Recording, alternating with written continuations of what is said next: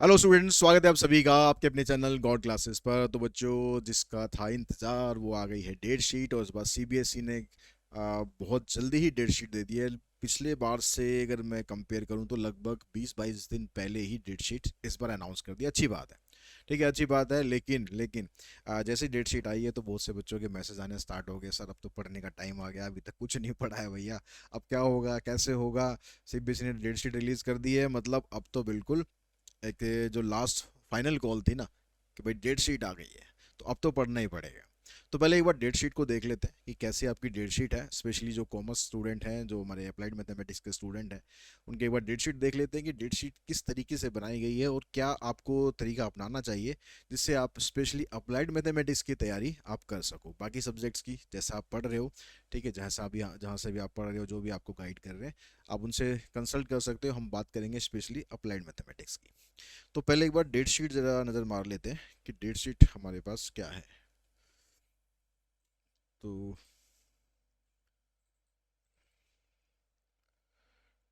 इसको हटाते हैं, आ जाओ जी डेट शीट पर। तो डेट शीट के लिए आपको, अब पिछले साल तक क्या होता था कि जब जब तक डेट शीट नहीं आती थी ना, बहुत से र्यूमर्स चलते रहते थे, आज डेट शीट आ गई, डेट शीट आ गई, गलत फेक डेट शीट इतनी आती थी। तो इस बार सीबीएसई ने बढ़िया काम करा कि पहली डेट शीट जारी कर दी है, ताकि इस तरह के जो लोग जो फेक डेट शीट फैलाते थे उनको मौका ही ना मिले। ठीक है, ये बहुत बढ़िया काम करा। तो अब इसमें आपको डेट शीट पे जाना है, तो आपको सीधा cbse.nic.in, ठीक है, इस वेबसाइट पर आप जाना, जो ऑथेंटिक वेबसाइट है, cbse.gov.in या .nic.in। तो इसकी ऑफिशियल वेबसाइट पे आप जाओगे, यहाँ पर आपको डेट शीट मिल जाएगी।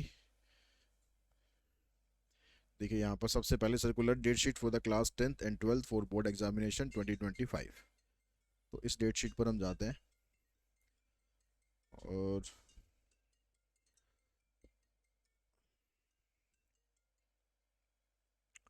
हेलो।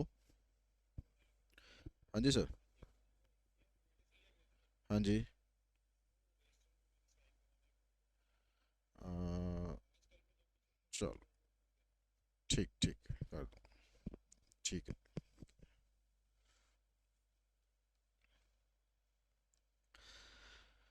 तो ये डेट शीट आपकी आ गई है। इस डेट शीट में आप देखिए सबसे पहले कुछ यहाँ पर इंस्ट्रक्शन है, ठीक है, आपको बता रखा है भाई ये सफिशिएंट गैप दे रखा है आपको, जो भी आपके एग्जाम है उनके बीच में सफिशिएंट गैप है।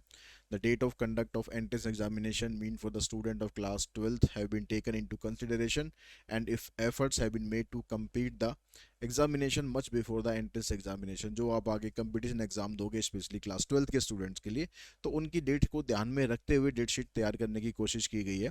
और during evaluation teachers of all subject will not stay away from school together and for a longer period. और ज़्यादा समय तक, जैसे कई बार क्या होता है कि गैप जब कम होता है तो टीचर्स की ड्यूटी लगातार लगती रहती है, तो वो अपनी जो क्लासेस है वो ले नहीं पाते हैं। तो इस चीज़ का भी यहाँ पर सीबीएसई ने ध्यान रखने की कोशिश करी है। तो इस तरह की ये इंस्ट्रक्शंस हैं, कुछ गाइडलाइंस हैं, वो आप पढ़ लेंगे, ऐसा कुछ ज़्यादा स्पेशली है नहीं। ठीक है, इसी चीज़ को फिर यहाँ पर हिंदी में लिखा हुआ है। ये क्लास 10th की डेट शीट है, तो 10th वाले स्टूडेंट्स यहाँ से अपना देख सकते हैं। हम 12th पे चलते हैं सीधा। कि 12th के जो एग्ज़ाम है वो स्टार्ट हो रहे हैं 25th से। एग्ज़ाम तो दोनों के सेम डे से स्टार्ट हो रहे हैं, ठीक है, 25th से एग्ज़ाम स्टार्ट हो रहे हैं आपके। तो यहाँ पर सैटरडे 15 फेब को आपका जो एग्ज़ाम है वो फर्स्ट एग्ज़ाम है। जो पहले माइनर सब्जेक्ट्स हैं उनके एग्ज़ाम आपको दे रखे हैं। आप मेजर में आप ये कह सकते हो फिजिकल एजुकेशन बहुत बच्चों के पास होती है, तो ये एग्ज़ाम आपका पहला है 17 फेब को। तो यहाँ से आपका जो मेन एग्ज़ाम है वो स्टार्ट होंगे, लेकिन उसके बीच में आपको सारे माइनर सब्जेक्ट्स दे रखे हैं यहाँ पर, जो कम बच्चों के पास है। फिर उसके बाद आता है आपके पास 21 फेब को फिजिक्स का, ये साइंस वाले स्टूडेंट्स के लिए है। फिर 22 फेब को आता है बिजनेस स्टडी का, जो कॉमर्स वाले स्टूडेंट का है। तो यहाँ से तो बिल्कुल मेन एग्जाम आपके स्टार्ट हो जाएंगे। तो 22 के बाद आपको सीधा एग्जाम दे रखा है अप्लाइड मैथमेटिक्स का। आप देखो यहाँ पर 22 फेब है। तो फैब में अभी हमारे पास जो 2025 आएगा, तो उसमें 28 दिन हो गए फैब के अंदर। तो 22 से लेकर 28 तक 6 दिन आपको तो ये मिल गए यहाँ पर। ठीक है, उसके बाद देखो बीच में यहाँ पर केमिस्ट्री का एग्ज़ाम है, वो साइंस वालों का है। तो आपका मैथ्स का जो एग्ज़ाम है वो अब सीधा आपको दे रखा है सैटरडे 8 मार्च। यानी आपको 6 दिन वहाँ से मिल गए थे, और 6 दिन के बाद 8 दिन, 8वें दिन यहाँ पर आपका पेपर है, 7 दिन यहाँ पर मिल गए, मतलब लगभग 13 दिन का आपको गैप मिलेगा मैथमेटिक्स या अप्लाइड मैथमेटिक्स की तैयारी करने के लिए। और ये मैं कहूँगा कि बहुत बहुत सफिशिएंट गैप है, बल्कि ज़्यादा ही है। ठीक है, 6-7 दिन भी मिलते तो भी इनफ था। तो इतना गैप आपके पास है।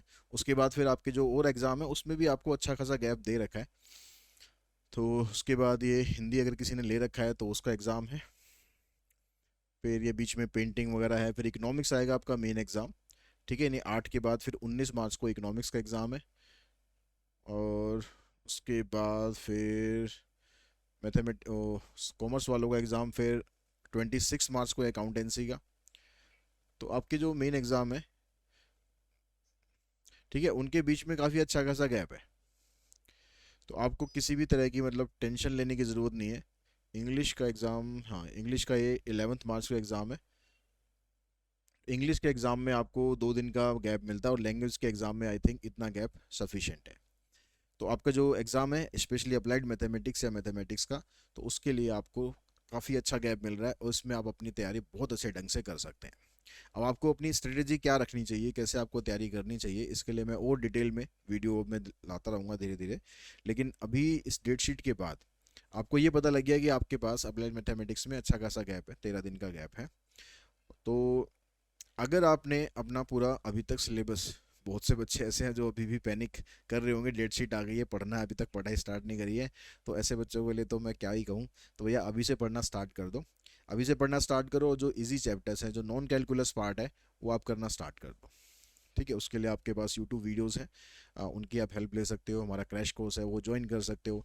एक फ्रेश क्रैश कोर्स हम स्टार्ट और करेंगे दिसंबर में, आप वो वाला ज्वाइन कर सकते हो। जैसा भी आप कंफर्टेबल हो वैसे आप अपनी पढ़ाई करो, लेकिन पढ़ाई अपनी आप स्टार्ट कर दो। अब टाइम ज़्यादा नहीं है आपके पास, क्योंकि बीच में फिर प्री बोर्ड्स भी आएंगे, प्रैक्टिकल्स भी आएंगे, तो उस बीच में आपका काफ़ी टाइम लग ही जाएगा। तो अगर जिन बच्चों ने थोड़ा बहुत भी अपना कर लिया है, तो अपना दिन में 1 घंटे 2 घंटे जैसा भी आपको टाइम मिलता है, अपना रेगुलर प्रैक्टिस में रखें। क्योंकि आपको फाइनल रिवीजन के लिए बीच में 13 दिन का गैप मिलेगा, उसमें आप एक बार अपना फुल फ्लैश फाइनल रिवीजन कर सकते हैं। तो मैथमेटिक्स के स्टूडेंट के लिए तो मैं यही कहूँगा कि भाई आपको पैनिक होने की बिल्कुल ज़रूरत नहीं है, क्योंकि आपको बहुत अच्छी डेट शीट दी गई है मेरे हिसाब से। तो बहुत अच्छा आपको गैप दिया गया है, जिसमें आप अपनी तैयारी बहुत अच्छे तरीके से कर सकते हैं। अगर आपने अभी भी कुछ भी नहीं पढ़ा है तो भी परेशान होने की ज़रूरत नहीं है। अभी भी कुछ नहीं पढ़ा है तो भी मत परेशान होना, तो भी आप अपनी तैयारी को अच्छे ढंग से कर सकते हो, लेकिन उसके लिए सीरियस होना पड़ेगा। पढ़ाई करते समय मोबाइल या लैपटॉप या और जो चीज़ें जो डिस्ट्रैक्ट आपको करती हैं, उन सब चीज़ों से दूर रहो। जितना हो सकता है कि उतना शांत जगह पर पढ़ाई करो। ठीक है, और अपना एक टारगेट सेट करो कि मुझे दिन के अंदर इतना पढ़ना है, और उतना पढ़ना है तो उतना पढ़ना है, तभी आप पूरा सिलेबस कवर कर पाओगे। ठीक है, जिन लोगों ने सिलेबस कवर कर लिया उनको तो बिल्कुल टेंशन लेने की ज़रूरत नहीं है। अपना डेली रूटीन में 1 घंटा 2 घंटा जितना भी मिलता है आपको, उतना प्रैक्टिस आप करते रहो। स्पेशली जो मुश्किल चैप्टर्स हैं उनके ऊपर ज़्यादा ध्यान दो, जो आपके वीक चैप्टर्स हैं उनको ज़्यादा ध्यान दो, कि कहाँ कहाँ पर आपकी गलतियाँ हो रही हैं, उन पर ज़्यादा ध्यान दो। ठीक है, फाइनल रिवीजन के लिए आपके पास बहुत समय है, तो वहाँ पर आप बोर्ड एग्जाम के लिए अपनी रिवीजन कर सकते हो। ठीक है, बाकी इसकी एक फुल फ्लैश स्ट्रेटेजी कि हमें कैसे अब आगे प्रोसीड करना चाहिए, उसके लिए मैं जल्दी एक वीडियो लाऊंगा, तो आप उसको फॉलो कर सकते हैं और अपने एग्ज़ाम की तैयारी ना बहुत अच्छे ढंग से कर सकते हैं।